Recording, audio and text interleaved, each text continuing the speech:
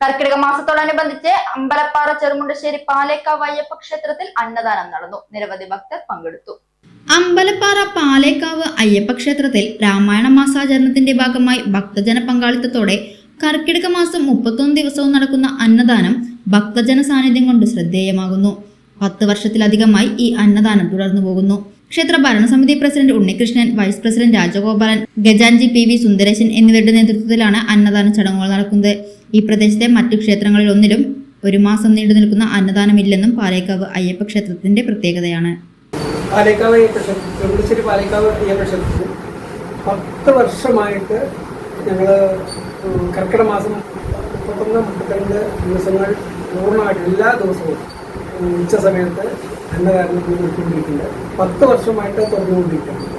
മാത്രമല്ല മിനിമം ഒരു 10-200 പേരെങ്കിലും, ഏറ്റവും ചുരുങ്ങിയത് 10-200 പേരെങ്കിലും ഓരോ ദിവസവും അന്നദാനത്തിൽ പങ്കെടുക്കുന്നുണ്ട്.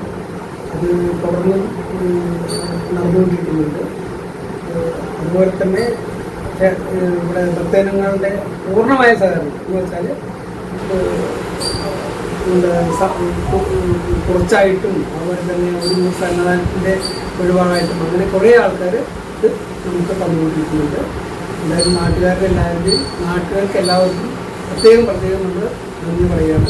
തുടർന്നും നമ്മുടെ ക്ഷേത്രത്തിൽ എല്ലാ കാര്യങ്ങൾക്കും വേണ്ടി ഇവിടുത്തെ നാട്ടുകാരും ഇവിടുത്തെ ഭക്തജനങ്ങളുടെ സഹകരണം ഉണ്ടാവുമെന്ന് നമ്മൾ പ്രതീക്ഷിക്കുന്നു.